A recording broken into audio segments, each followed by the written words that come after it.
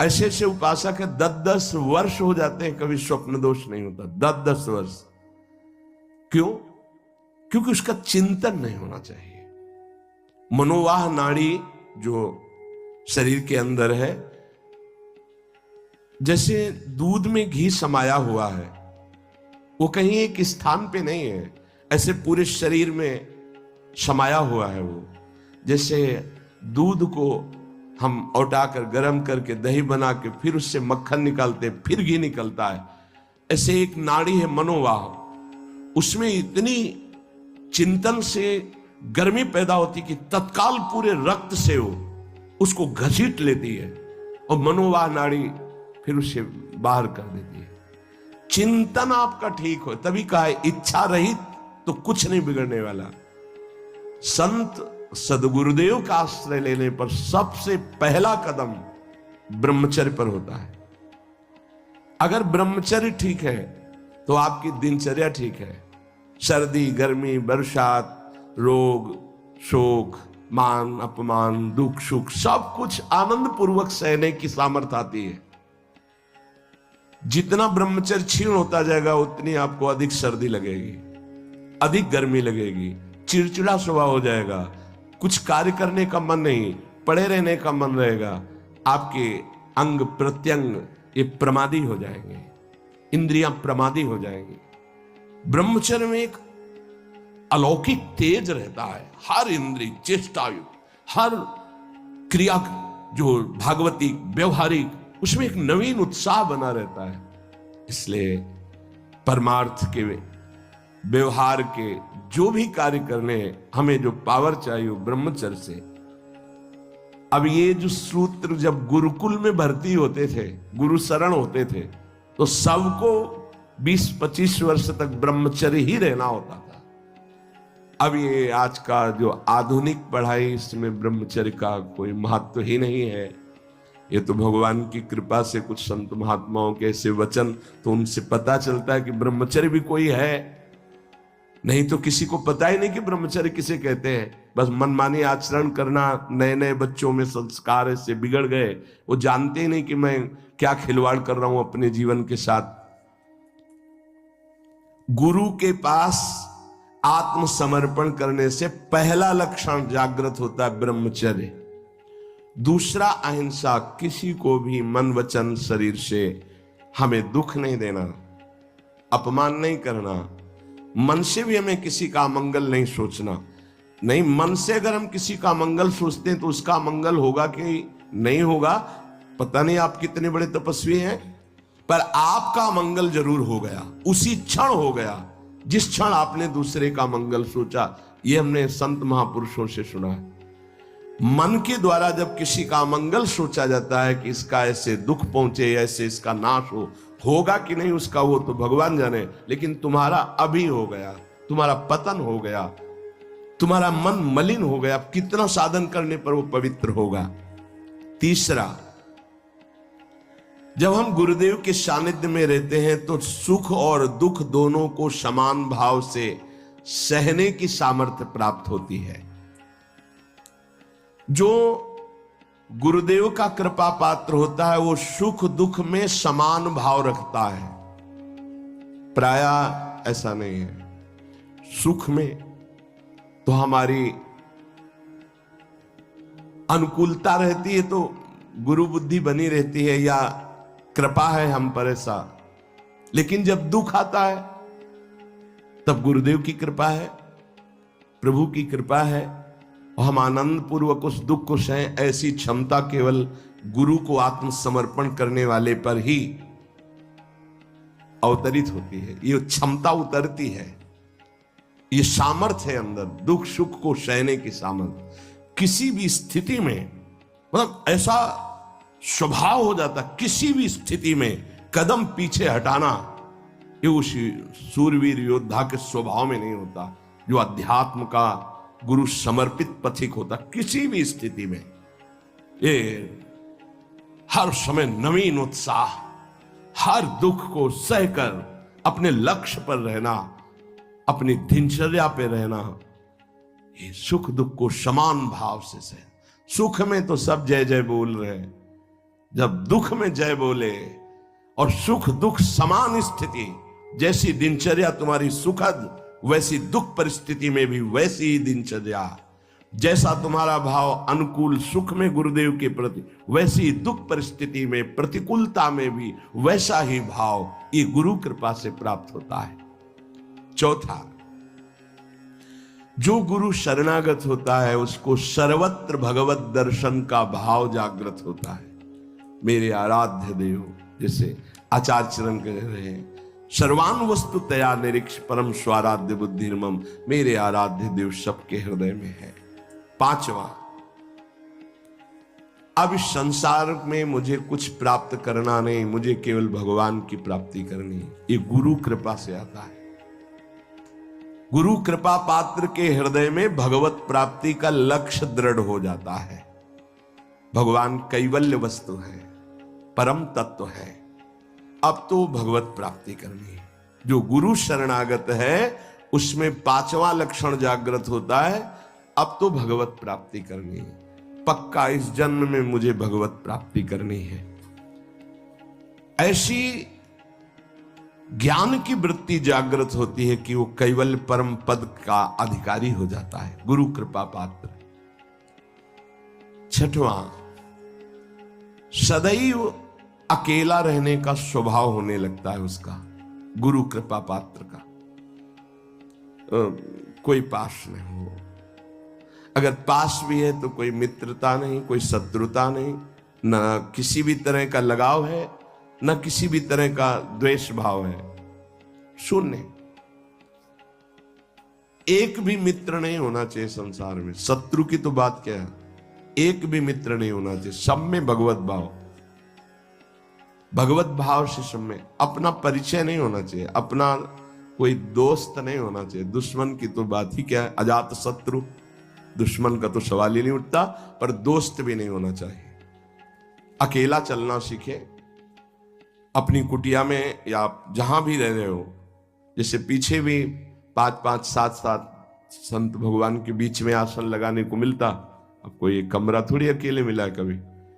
तो कभी हम पास वाले संत को जानते नहीं कि कहाँ के हैं क्या है, और कभी कोई पूछने की चेष्टा की तो उनसे कहें कि आप अध्यात्म के विषय में पूछ सकते हैं, आप व्यवहार के विषय में नहीं पूछ सकते। तो ये तुम्हारा बात करने का स्वभाव नहीं है क्या? नहीं। हमें पूछा गया था एक आश्रम में कि आप बोल लेते हैं कुछ, मतलब बोलना आता है आपको कि नहीं? ऐसे रहे तो उस वहां लगता था कि इनकी मतलब जबान है कि नहीं है। उन्होंने पूछा आप बोलना जानते हैं कि नहीं जानते? कई महीने के बाद कहा जी बोल लेते हैं, पर क्या बोले? किसी से कोई मित्रता नहीं। वृंदावन में इतने रहे, किसी से मित्रता नहीं, किसी से शत्रुता नहीं। जैसे वो जंगल में एकांत रहता है, ऐसे समाज में एकांत रहता है। गुरु कृपा पात्र ये स्वभाव में लाइए असंगता। एकस चरण रहस्चित्त मनंतई से एक दृष्टि हो जाती है। लाखों चेहरों को देखने के बाद भी एक भी इस कैमरे में छवि नहीं आएगी, एक भी। अगर एकांत में बैठने पर किसी की याद आ रही तो तुम्हारा साधन बाधित हो रहा है। कैमरा खुला क्यों रखा? जैसे कैमरा खुला है, ऑफ कर दो इसे तो लोगों की नजर में आएगा कि कैमरा लगा है लेकिन ऑफ है। ऐसे होता है कैमरा ऑफ। अंदर से एकमात्र अपने लक्ष्य में, और लाखों लोगों को देख लिया, एक भी छवि नहीं आई। चाहे वो जंगल में रहे या एकांत, वो असंग रहता है। गुरु कृपा पात्र, मृदु व्यवहार, किसी से मित्रता नहीं, किसी से शत्रुता नहीं। ये देख लो, अगर इसी जन्म में भगवदानंद का अनुभव करना है तो बहुत जरूरी ये सूत्र है जो पूज्य बाबा कह रहे हैं। 7वां, अपरिग्रह।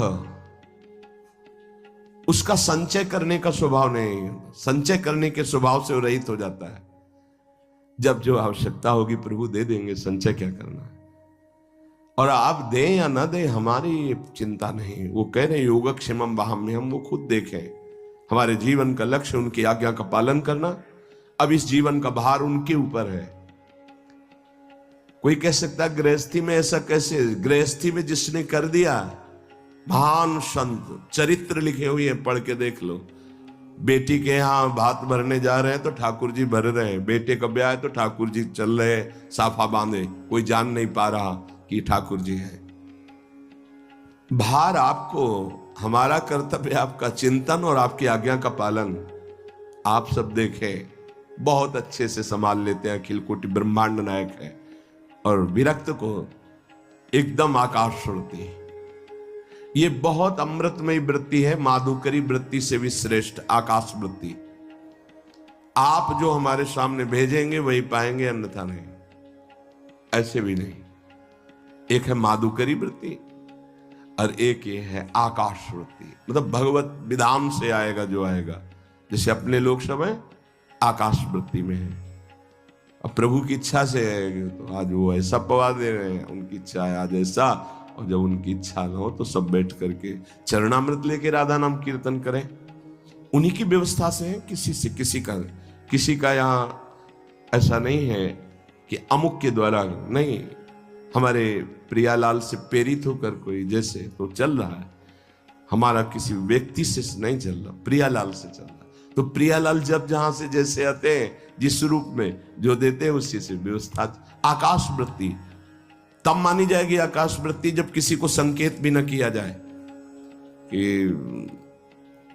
ऐसा, थोड़ा संकेत भी नहीं। और इस बात के लिए बहुत कड़ाई से यहां है कि अगर कभी किसी को कोई संकेत करते मिल जाए तो ये समझ लेना कि वो हमारे सिद्धांत के विपरीत अपराध कर रहा है, और वो जरूर हमें सूचना दी जाए। संकेत भी नहीं कि आज आप संतों को भोजन करा दीजिए, संकेत भी नहीं। हाँ, कोई प्रार्थना करता है, ठीक भाई, आप जो दे देते हैं उसी से हम संतों को पवा देते हैं। अगर 1 रुपया आता है तो 1 रुपये में भी भंडारा हो जाएगा। 1 रुपये का नमक ले आओ, दाल में डाल दो, सब संतों को पवाने हो जाएगा। हमारा भगवत विधान से चले। आकाश वृत्ति बहुत अमृतमयी वृत्ति होती है, और बड़ी निश्चिंतता होती है इसमें, और बड़ी क्षमता होती है इसमें। कई दिन न मिलने पर भी कोई निराशा नहीं होती थी काशी में। अपरिग्रह, अपने लिए शरीर सुख के लिए संचय ना करें, यह वृत्ति आ जाती है। गृहस्थ में भी रहते हुए अपने लिए नहीं, ये परिवार है, अतिथि है, उनके अपने भोग वासना का गुरु कृपा पात्र के हृदय में स्थान नहीं रह जाता है। तभी कोई झगड़ा नहीं, कोई अशांति नहीं, हर स्थिति में शांत रहता है, मृदु स्वभाव रहता है। जो अहम लिए तो बहुत उसमें क्रूरता होती है, कठोरता होती है, बड़ी उसमें जलन होती। काहे को जलो, आनंद मगन रहो। अपरिग्रह। 8वां, परम संतोष उसके हृदय में जागृत हो जाता है। क्यों? क्योंकि उसको ये बोध हो जाता है कि अनंत ब्रह्मांडों का स्वामी प्रभु वो मेरा है। जिस समय जैसी परिस्थिति उसको संभालना बहुत अच्छी तरह, सच्ची कहते हैं। आप केवल निश्चिंत होकर शरणागत रहें, बहुत अच्छे से व्यवहार कराते। हमें तो देख के आश्चर्य होता है। एक एक वस्तु को संभालना उनका कार्य, एक एक हर जगह श्री जी की कृपा और श्री जी का विधान दिखाई देता है कि ओहो, कैसा उनका विधान है, कैसा उनका मंगल विधान है। 8वां है कि गुरु कृपा पात्र के हृदय में संतोष जागृत हो जाए। संतोष ये बहुत बड़ा धन है। बिन संतोष न काम न साही, वो अछत काम सुख सपने नाही। जैसी परिस्थिति उसमें संतुष्ट रहना। संतुष्ट एन केनवा, बाहर की या अंदर की। संतोष का मतलब केवल बाहर से नहीं है, अंदर भी विक्षिप्त है तो आनंद है, शांत है तो आनंद है। कोई जान न पावे कि आप विक्षिप्त है, हृदय आपका या शांत है। संतुष्ट एन केनवा, बाहर या अंदर दोनों परिस्थिति में संतुष्ट रहना। जैसी प्रभु की द्वारा इस समय दी स्थिति है, जल रहा है शांत, किसी से कहो मत। आनंदित है, फूलो मत, चुप शांत गंभीर। संतोष अंदर और बाहर दोनों जगह। नवा नंबर है भगवान और संतों के वाक्यों में पूर्ण श्रद्धा। जैसे श्रीमद् भगवत गीता जी, भागवत जी या भगवत प्रेमी महात्माओं के वचन, तो उसमें कोई कुतर्क नहीं। गुरु कृपा पात्र ज्यों का त्यों उस विश्वास पूर्वक उसे स्वीकार करता है। जैसा बोला गया वैसा ही, उसमें अपनी बात लगाना नहीं। जो आत्मसमर्पण नहीं किए होते, दूर की श्रद्धा होती है, उसका कुछ और लक्षण होता है। जितना बोला गया उतना वो पहले अपने अनुकूल निकालते हैं उसमें से, कि ऐसे भी तो हो सकता है, ऐसा थोड़ी होता है, ऐसा होता, और फिर अनुकूल बात वो स्वीकार करते हैं। गुरुदेव या शास्त्र कभी मन के अनुकूल नहीं होते, मन को उनके अनुकूल बनाना पड़ेगा। मन तो बहुत विचित्र है। हम लोग शास्त्र और गुरु के वाक्यों को अपने अनुकूल मन के बनाते हैं। इतने में चल जाए, इतना बता देंगे, इतना छुपा लेंगे, इतना कर देंगे, इतना नहीं करेंगे, इतना अनुकूल है, इतना नहीं। लेकिन जो आत्मसमर्पण किए होता है, वो भगवान और संतों के वाक्यों में ज्यों का त्यों विश्वास उसको होता है। 10वां, वो नींद पर विजय प्राप्त कर लेता है। ये बहुत समय को बर्बाद करने वाली निद्रा होती है। बहुत से ऐसे साधक हैं जो इससे बहुत परेशान हैं। अगर आपका नियम पक्का हो जाए तो आप इस पर विजय प्राप्त कर लेंगे। बाल्यावस्था में जो साधन काल में बहुत परेशान करती है। नहीं, माला चल रहा है, जैसे गायत्री अनुष्ठान था तो हमने खुद देखा है, अब वो कब छूट गया माला, अब जप रहे माला, बड़ा गुस्सा आता है, बार बार विघ्न पैदा कर। ये जो निद्रा है ये बहुत बड़ी शत्रु है साधक के लिए। गुरु शरणागत का नींद पर विजय प्राप्त हो जाती है, ऐसा है। हम अपने सदगुरुदेव भगवान की दिनचर्या देखी, वहीं रह करके, वहीं रहे ना, काफी समय तक गुरुदेव भगवान के पास ही रहे। 1 बजे रात्रि तक पूज्य महाराज जी भजन करते थे। रात्रि में दर्शन के आके थोड़ा जो कुछ श्री जी को शयन भोग लगाया, शयन कराया, और जो पाया 2 रोटी राजभोग में दिन में। आज भी महाराज जी अपने ही कर कमल से 2, आजीवन का पूरा नियम है, 2 बनती, भोग लगती। रात्रि में 1 बजे तक, 1 बजे के बाद लेट गए, 4, 4:15 उठ गए। ये हमने बराबर की दिनचर्या देखी, बराबर की दिनचर्या। अपनी दिनचर्या को इतना सीमित नींद में लाओ कि कम समय नींद में जाए। जो बहुत गृहस्थी की मेहनत करते हैं तो उनको 6 घंटा सोना ठीक है, लेकिन साधकों को 6 घंटा सोना ठीक नहीं है। आप लोग देखो कितना सोते हैं। कितने ऐसे साधक हैं जिनको हम मन से प्रणाम करते हैं। देखो बन के तैयार हो गया है, पूरी रात साधक, नौजवान साधक है। जब सब सोते हैं तब वो लगे, कोई कीर्तन कर रहा है, अखंड कीर्तन चलता है। जगो, कब तक सोते रहोगे? ये नींद का शत्रुवत व्यवहार है आपके जीवन को नष्ट करने का। बहुत इस पर बहुत लड़ा गया है नींद पर। हाँ, सच्ची कहते हैं, ये दरिद्रता है, ये बहुत बड़ी जीवन की हानि है। आपका शरीर अस्वस्थ रहेगा, आपके सब अंग जो क्रियाशील होने चाहिए, आप सुषुप्ति में आप उन जीवन को, जीवनी शक्ति को नष्ट कर रहे। थोड़ा सा युक्ताहार विहार से थोड़ा सा नींद ले लो, जरूरी है। 3 घंटे ले लो, 4 घंटे ले लो। ये पड़े रहना बहुत दरिद्रता है। ये नींद जो है ये हमें भगवत प्राप्ति में बड़ी बाधा पहुंचाती है, तमोगुण का लक्षण है, इसमें उठना चाहिए। 11वां है, जो गुरु कृपा पात्र है उसके हृदय में 3 दंड प्रकाशित हो जाते हैं। 3 दंड।